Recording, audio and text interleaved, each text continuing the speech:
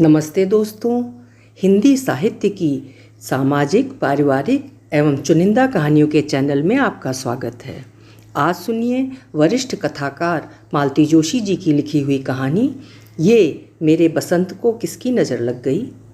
कहानी तो आप सुनने के बाद ही बता पाएंगे कि कैसी लगी, लेकिन वो कहावत है ना, साहित्य समाज का दर्पण होता है। मालती जोशी जी की कहानियों में ये उक्ति बिल्कुल सही बैठती है। जो कुछ समाज में घट रहा है वो इनकी कहानियों में बिल्कुल साफ दिखाई देता है। तो शुरू करें कहानी। मेरे बसंत को ये किसकी नज़र लग गई। मम्मी जी, शहद घुली आवाज़ कानों में पड़ी और मन प्रसन्न हो गया। पता नहीं महिलाएं बेटे की शादी को लेकर इतनी तनावग्रस्त क्यों रहती हैं। मेरे घर में तो चेतन की शादी के बाद रौनक हो गई है। दिन भर मन और घर खिला खिला सा रहता है। शहद सी मीठी आवाज़, पायल की रुनझुन और खनकती चूड़ियाँ कानों में रस घोलती रहती हैं। मम्मी जी, एक बात पूछनी थी। बोलो बेटे, मैंने स्नेह सिक्त स्वर में पूछा। मेरी मौसी के देवर एक इंटरव्यू के लिए यहाँ आ रहे हैं। अगर वे यहाँ रुकना चाहें तो? चाहें तो का क्या मतलब? उन्हें यहीं रुकना है। अपना घर होते हुए कहीं और क्यों रुकेंगे? मैंने सोचा पहले आपसे पूछ लूँ। वो तो खैर अच्छा किया, पर घर तुम्हारा भी है बेटा, तुम्हारा भी उतना ही अधिकार है। अच्छा, अब एक काम करो, माया को साथ लेकर जरा गेस्ट रूम की सफाई करवा लो, चादरें वगैरह बदल डालो, बाथरूम में साफ़ तौलिया, नया साबुन, टूथपेस्ट वगैरह रखवा दो, बाल्टियाँ भी एक बार धुलवा देना। वो खुशी खुशी चली गई। उसने खुद ही कमरा ठीक कर दिया। माया के लिए सिर्फ झाड़ू पोछे का काम छोड़ दिया। शुचिता की यही आदत मुझे बहुत अच्छी लगती है। उसमें ज़रा भी आलस नहीं है। बड़े परिवार से आई है तो काम की आदत है। कहती भी है, अपने यहाँ तो काम जैसा कोई काम ही नहीं है मम्मी। नाश्ते के समय चेतन ने कहा, माँ, शुचि के कोई रिश्तेदार इंटरव्यू के लिए आ रहे हैं। मैंने कहा, नो प्रॉब्लम, बस एक बार माँ से पूछ लो। मन खुश हो गया। मैं घर की मुखिया हूँ, इस बात का एहसास वे जब तब दिलाते रहते हैं। अच्छा लगता है। 2 दिन बाद मेहमान आ गए। सुचिता बड़ी खुश थी। स्वाभाविक था, शादी के बाद पहली बार उसके पीहर से कोई आ रहा था। पीहर से उसका लगाव वैसे भी कम ही लग रहा था। शादी के बाद सिर्फ एक बार राखी पर गई थी। मुझे कभी कभी आश्चर्य भी होता था। नई ब्याहवली का मन तो पीहर में ही रखा रहता है। चेतन कहता है, यहाँ तुम्हारा सारा लाड़ दुलार उस पर बरसता है, वहाँ 5 भाई बहनों में उसके हिस्से कितना आता होगा। मौसी के देवर, मुझे तो लगा था कोई अधेड़ व्यक्ति होगा, पर यह तो बिल्कुल लड़का सा था, एकदम चेतन जैसा। उसे आप कहने का भी मन नहीं हुआ, बल्कि उसने खुद ही कहा, आंटी, आप तो मुझे मेरे नाम से श्रीकांत कहकर ही बुलाइए। बड़ा अच्छा लड़का था, एकदम मस्त मौला। 2 दिन खूब रौनक रही। इंटरव्यू के बाद ये लोग पिक्चर भी गए, होटल भी गए। वो सुचिता के लिए खूब प्यारी सी साड़ी भी लाया था। मतलब उम्र कम थी, फिर भी व्यवहार ज्ञान अच्छा था। जिस दिन उसे जाना था, चेतन ने कहा, शुचि, मैं श्री को स्टेशन छोड़ने नहीं जा पाऊंगा, एक ज़रूरी मीटिंग है, तुम चली जाना, मैं गाड़ी भेज दूंगा। शुचि स्टेशन गई हुई थी जब उसकी माँ का फ़ोन आया। बहन जी, शुचि कहाँ है? कब से फ़ोन लगा रही हूँ, उठा ही नहीं रही है। आपकी बहन के देवर आए हुए थे, उन्हें छोड़ने स्टेशन गई है। वहाँ प्लेटफॉर्म के शोर शराबे में उसे सुनाई नहीं दिया होगा। वापस आएगी तो बात करा दूंगी। बहन के देवर? कौन? श्रीकांत। ओह, उन्होंने जैसे उसांस भरी। ठीक है, मैं बाद में बात कर लूँगी, और फ़ोन रख दिया। अच्छा नहीं लगा। अरे, जब फ़ोन किया ही था तो हमारी भी कुशल क्षेम पूछ लेती कि सारा रिश्ता सिर्फ बेटी से ही है। दूसरे दिन सुबह पूजा पर बैठने से पहले मैं गेट का ताला खोलने गई। उसी समय एक ऑटो आकर रुका। शुचिता के बड़े भाई थे। आइए आइए, मैंने स्वागत करते हुए कहा। आपने खबर कर दी होती, इस चेतन स्टेशन आ जाता। एकदम ही प्रोग्राम बन गया। इंदौर एक मीटिंग में जाना था, सोचा मिलते हुए निकल जाऊंगा। स्वाभाविक ही था, उसी शहर में आकर बिना मिले कैसे लौट जाते। मैं उन्हें सीधे गेस्ट रूम में ले गई। आप फ्रेश हो लीजिए, तब तक मैं चाय बनाती हूँ, बच्चे तो देर से नीचे उतरेंगे। 1 कप चाय बनने में देरी कितनी लगती है। चाय छान कर मैं इंतज़ार करती रही। बड़ा असमंजस था। मुझे पूजा पर बैठना था, पर उनका इंतजार भी ज़रूरी था। हो सकता है नहा धोकर ही बाहर आएँ। उन्हें तुरंत निकलना भी तो था। मैंने सोचा, भगवान कहाँ भागे जा रहे हैं, मेहमानों का स्वागत ज़्यादा ज़रूरी है। मैंने तुरंत कढ़ाई चढ़ा दी और फटाफट हलवा सेंक लिया। अपने भाई के लिए वही नाश्ता बनाए, ये अच्छा थोड़ी लगता है। हलवे के बाद मैं नमकीन पूड़ियाँ उतारने की सोच ही रही थी कि शुचिता नीचे आ गई। मैंने कहा, बेटा तुम्हारे भाई साहब आए हैं, अपनी चाय बाद में बनाना, पहले उन्हें चाय दे आओ। और चेतन से कहना जल्दी तैयार होकर आ जाए, वे शायद तुरंत ही निकलने वाले हैं। मेरी बात पूरी होने से पहले ही वो गेस्ट रूम में चली गई थी। चाय वहीं छूट गई थी। मैंने सोचा मैं ही दे आती हूँ, क्या फ़र्क पड़ता है। दरवाज़ा बंद था। भीतर से सुचिता की तल्ख आवाज़ आ रही थी, ये मेरा घर है, यहाँ कौन आएगा ये मैं तय करूँगी, यहाँ आपकी तानाशाही नहीं चलेगी। चुपचाप वहाँ से लौट आई। विश्वास ही नहीं हुआ कि ये सुचिता की आवाज़ है। फिर किचन उसके भरोसे छोड़कर मैं पूजा करने चली गई। बाहर की आवाज़ें कानों से टकराती रहीं। कुछ देर बाद चेतन नीचे आया। तीनों ने नाश्ता किया। फिर उसके भाई ने पूजा घर के दरवाजे पर खड़े होकर कहा, माताजी प्रणाम करता हूँ, मैं निकल रहा हूँ। अच्छा बेटा, अगली बार आओ तो बहू रानी को भी साथ लाना। माँ, मैं भाई साहब के साथ ही निकल रहा हूँ, उन्हें टैक्सी में बिठाकर ऑफिस निकल जाऊँगा, चेतन ने कहा। उसके बाद ही मेरा मन पूजा में लग सका। 1-1.5 घंटे बाद जब मैं बाहर आई, देखा सुचिता पत्थर की मूर्ति सी डाइनिंग चेयर पर बैठी है। उसका चेहरा अजीब सा हो रहा था। उसी अजीब सी आवाज़ में उसने मुझसे कहा, आपने चुगली की थी? हे भगवान, इस उम्र में यह भी सुनना था। श्री के आने की बात आगरा कैसे पहुंची? उसने कठोर स्वर में पूछा, जैसे मुझे क्रॉस एग्जामिन कर रही हो। तुम्हें बताया नहीं था कि कल तुम्हारी माँ का फ़ोन आया था? तो मोबाइल नहीं उठा रही थी, इसलिए उन्होंने लैंडलाइन पर फ़ोन किया था। उन्होंने पूछा तो मैंने बताया कि मेहमान को छोड़ने स्टेशन गई है। उन्होंने नाम पूछा तो मैंने बता दिया। इसमें चुगली कैसे हो गई? अनजाने ही मेरी आवाज़ भी थोड़ी सख्त हो आई थी। सॉरी, उसने कहा और कमरे में चली गई। बाद में फुर्सत से बैठकर मैं इस बात के कार्य कारण भाव पर विचार करती रही।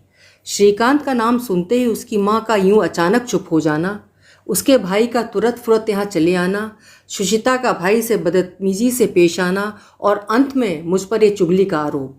ये सब क्या है? कौन है ये श्रीकांत? उसके यहाँ आने से ये लोग खफा क्यों हैं? मन हुआ चेतन से अकेले में बात करूं, पर शाम को रोज की तरह घूमते जाते हुए वे वैसे ही खुश नजर आ रहे थे। उनकी खुशी में खलल डालने का मन नहीं हुआ। हो सकता है मैं ही ज़्यादा सेंसिटिव हो गई हूँ। मेरी कल्पना ज़रूरत से ज़्यादा काम कर रही है। अगले 8-10 दिन सामान्य गुजरे। मैं वो बात मन से निकालने का भरसक प्रयास करती रही। फिर एक दिन उसने पूछा, मम्मी जी, मैं कंप्यूटर क्लास ज्वाइन कर लूँ? घर में बैठे बैठे बोर हो जाती हूँ। मना करने का कोई सवाल ही नहीं था। चेतन सचमुच बहुत बिजी रहता है और महीने में 10-12 दिन तो उसका टूर ही लगा रहता है। वो सचमुच बोर ही हो रही होगी। जब घर में बच्चे आ जाएंगे तो समय का पता ही नहीं चलेगा, पर इस समय तो दिन पहाड़ सा लगता होगा। फिर एक दिन उसने पूछा, मम्मी जी, मैं ड्राइविंग सीख लूँ? ये घर पर नहीं रहते हैं तो गाड़ी बेकार खड़ी रहती है। उसका कहना ठीक ही था। चेतन की अनुपस्थित में गाड़ी सचमुच बेकार ही पड़ी रहती है। सुचिता को कहीं जाना भी होता है तो मैं ऑटो बुलवा देती हूँ। जवान जहान बहू को ड्राइवर के साथ अकेले भेजते डर लगता है। ड्राइविंग के लिए मैंने कह दिया कि या तो चेतन से सीखो या ट्रेनिंग स्कूल ज्वाइन कर लो। उसने ट्रेनिंग स्कूल को ही तरजीह दी। बोली, आपके बेटे में जरा भी पेशेंस नहीं है, इतना चिल्लाते हैं कि एक्सीडेंट ना हो तो हो जाए। एक बार हमेशा की तरह चेतन टूर पर था। उसके दोस्त प्रवीण का फ़ोन आया, आंटी चेतन कहाँ है? कानपुर गया है, परसों लौटेगा। भाभी तो होंगी, उनसे बात करवा दीजिए। भाभी तो सहेलियों के साथ पिक्चर गई हैं। इतनी जल्दी उन्होंने यहाँ सहेलियाँ भी बना लीं? इतनी जल्दी कैसे? शादी को पूरे 6 महीने हो गए हैं। प्रवीण थोड़ी देर चुप रहा, फिर धीरे से बोला, दरअसल भाभी को मैंने सीहोर में देखा था, इसलिए पूछ रहा था। मुझे अच्छा नहीं लगा। प्रवीण का इस तरह मेरी बहू के बारे में पतासाजी करना एक अनाधिकार चेष्टा थी, इसलिए मैंने बड़े ही लापरवाह अंदाज में कहा, लड़कियां हैं, उनका कब क्या मूड हो जाए पता नहीं चलता। सुचिता ने मेरे पूछने पर ठीक इसी लापरवाह अंदाज में जवाब दिया था। हम लोगों का ऐन वक्त पर प्लान चेंज हो गया। सीहोर में एक खूब सुंदर पिक्चर हॉल बना है, वहीं चले गए। एक बार प्रवीण ने उसे पेट्रोल पंप पर भी देखा। गाड़ी अपनी थी पर चलाने वाला कोई और था। उस दिन भी मैंने ज़्यादा बढ़ावा नहीं दिया। कहा, बेटा तुमने मुझसे कहा ठीक किया, पर चेतन से मत बताना। कभी कभी जरा सी बातों से रिश्तों में खटास पैदा हो जाती है। मैंने प्रवीण से तो कह दिया, पर खुद चिंता में डूब गई थी। सुचिता से जवाब तलब करने की हिम्मत नहीं हुई। चेतन से कहने की तो बिल्कुल भी नहीं। चुगली वाला घाव अभी ताज़ा था और कसक रहा था। एक दिन चेतन ड्राइवर को डांट रहा था, कितनी सिगरेट पीने लगे हो तुम आजकल? पूरी गाड़ी में स्मेल आ रही है, कम से कम स्प्रे तो ठीक से मारा करो। ड्राइवर बेचारा कस्में खाता रहा कि वो गाड़ी में कभी सिगरेट नहीं पीता, पर चेतन को विश्वास नहीं हुआ। उस समय मैं अपराध बोध से ग्रस्त हो गई थी, पर सच बोलने का साहस नहीं हुआ। अपनी सोने की इसी गृहस्थी में आग लगाने का मन नहीं हुआ। चेतन जब भी टूर पर होता वो दिन दिन भर को बाहर निकल जाती। हर बार कोई नया बहाना होता। मैं उस बहाने की सच्चाई जानते हुए भी छटपटा कर रह जाती।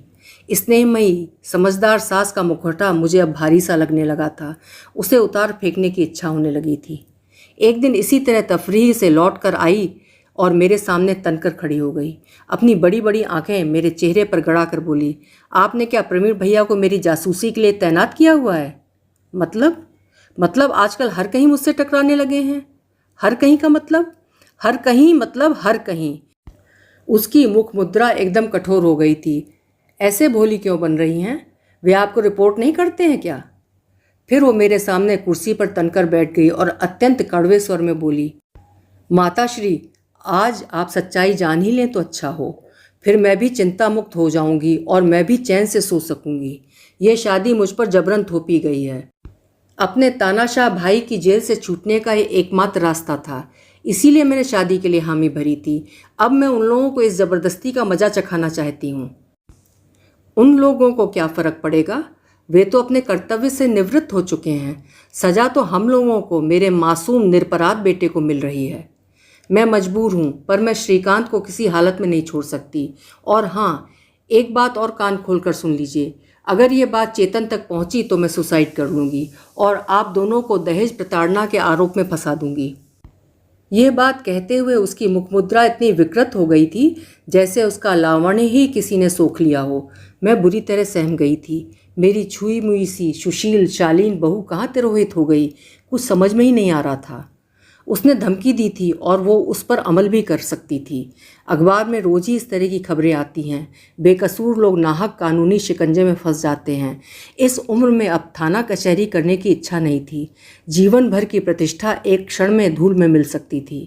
वैसे मुझे अपनी चिंता इतनी नहीं थी, पर बेटे का पूरा कैरियर ही दांव पर लग जाता, जिंदगी तबाह हो जाती। इस घटना के बाद वो और भी निर्द्वंद हो गई थी। उसे जैसे किसी का खौफ ही नहीं रहा था।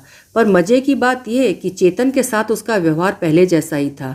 जब वो घर में होता वो पहले की तरह चहकती रहती, खिलखिलाती रहती। उसकी हंसी मेरे कलेजे पर हथौड़े की तरह पड़ती। अपनी जूठी देह लेकर वो मेरे बेटे के पास जा रही है, इस कल्पना मात्र से ही मेरा तन बदन सुलग उठता, पर मैं कुछ नहीं कर पाती। उस दिन चेतन दिल्ली गया हुआ था। सुबह की फ्लाइट थी। 9 बजे सुचिता भी निकल गई। आजकल उसने कुछ पूछना या बताना छोड़ ही दिया था। मैं बरामदे में बैठकर माला फेर रही थी। माला क्या फेर रही थी, कबीर की पंक्तियां सार्थक कर रही थी।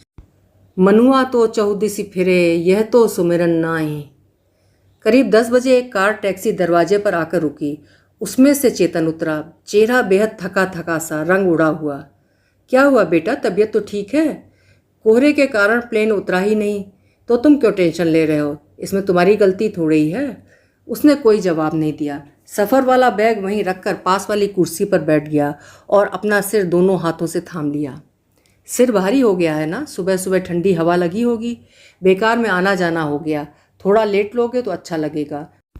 मैं अदरक की चाय बना देती हूँ या बाम मल दूँ? ये सब काम तो तुम्हारी बहू को करना चाहिए, उसे आवाज़ दो ना। मुझे काटो तो खून नहीं। तभी गेट के बाहर गाड़ी रुकने की आवाज़ आई और मैंने राहत की सांस ली। मैं लपक कर दरवाजे पर गई। देखा सुचिता नहीं, प्रवीण गेट खोलकर अंदर आ रहा था। चेतन आ गया? उसने सीढ़ियाँ चढ़ते हुए पूछा। हाँ आ गया हूँ, चेतन ने जवाब दिया। वो कुर्सी से उठ आया था। बोला, माँ से अपनी पत्नी के बारे में पूछ रहा हूँ, पर वे बता नहीं पा रही हैं। अब तुम ही बता दो, उनकी लाडली बहू इस समय कहाँ है? मैंने सिर नीचा कर लिया। प्रवीण बोला, आंटी को बताने से क्या फ़ायदा, वे हमेशा की तरह पर्दा डाल देंगी। क्यों माँ, ऐसा क्यों किया तुमने? चेतन की आवाज़ कांप रही थी। मुझसे ज़्यादा प्यारी बहू है तुम्हें? उसने मुझे धमकी दी थी रे। कैसी धमकी? यही कि अगर यह बात मैंने तुम्हें बताई तो वो आत्महत्या कर लेगी और हम दोनों को दहेज हत्या में फंसा देगी। उसने धमकी दी और तुम डर गई? डरना पड़ता है बेटा, समाज से, कानून से, बदनामी से डरना ही पड़ता है। मुझे अपनी फिक्र नहीं थी। मैं अपनी ज़िंदगी, बची खुची ज़िंदगी शिक्षों में गुजार लेती, पर मुझे तुम्हारी चिंता थी। बेटा तुम्हारा तो कैरियर चौपट हो जाता। कोर्ट जब तक हमें बाइज्जत बरी करता, हम लोग तबाह हो गए होते। चेतन, ये बातें बाद में भी होती रहेंगी। गेट रेडी, वे लोग बाहर वेट कर रहे हैं। कौन लोग? मेरे कुछ दोस्त हैं। हमें कुछ गवाह भी तो चाहिए ना। किस लिए? आप जानती हैं आंटी क्या हुआ? उसने मेरे प्रश्न को नज़रअंदाज करते हुए कहा। शहर के बाहर हाईवे पर एक रेनबो नामक होटल है, जानती हैं? वहाँ आज हमारी बोर्ड मीटिंग थी। गाड़ियाँ मेहमानों को लेने एयरपोर्ट गई हुई थीं और मैं होटल में सारी व्यवस्था देख रहा था। सारे काम निपटा कर मैं लॉबी में बैठा मेहमानों की प्रतीक्षा कर रहा था। प्रतीक्षा जरा लंबी हो गई थी क्योंकि फ़्लाइट लेट हो रही थी। तभी मैंने भाभी को देखा। अभ्यस्त कदमों से वे काउंटर पर आईं। क्लर्क ने परिचित मुस्कान के साथ उन्हें चाबियां सौंपी और वे ऊपर चली गईं। मैं समझ गया कि चेतन बाहर गया होगा, दिल्ली जाने की कह भी रहा था। तभी खबर आई कि कोहरे के कारण विमान आज उतरा ही नहीं, ओवरफ्लाई कर गया। मीटिंग कैंसिल हो गई। मेंबर्स के लिए कमरे रिजर्व किए हुए थे। बुकिंग कैंसिल करने के लिए मैं काउंटर पर गया। मैंने रजिस्टर पर नज़र दौड़ाई। एस श्रीकांत के नाम से एक कमरा बुक था। भले आदमी ने नाम छुपाने की भी ज़रूरत नहीं समझी। So confident. मैंने तुरंत चेतन को फ़ोन लगाया। जैसा कि मेरा अंदाज़ था, फ़्लाइट कैंसिल होने के कारण वो घर लौट रहा था। मैंने संक्षेप में उसे सब कुछ बता दिया। एक ना एक दिन उसे पता तो चलना ही था। Sooner the better. चलो, पीछे से चेतन ने आवाज़ दी। जब तक मैं कुछ पूछती, वे दोनों सीढ़ियाँ उतर चुके थे। मैं कहना चाह रही थी कि कुछ उल्टा सीधा मत कर बैठना, पर मौका ही नहीं मिला। मैं सीढ़ियाँ उतरती तब तक वे गेट पर पहुँच चुके थे और अगले ही क्षण गाड़ी धूल उड़ाती आंखों से ओझल हो गई थी। उसके बाद जो धमाका हुआ है वो अवर्णनीय था। चेतन, प्रवीण और उसके कुछ वर्दीधारी साथियों ने होटल पर धावा बोला था। कमरा नंबर 402 जबरदस्ती खुलवाया गया। दोनों पहले तो सकपका गए, पर बाद में सुचिता ने बड़ी दिलेरी से काम लिया। साफ कह दिया कि शादी उसकी मर्जी के खिलाफ हुई है और अब वो तलाक चाहती है। सुचिता की दिलेरी से श्रीकांत की भी प्राण रक्षा हो गई।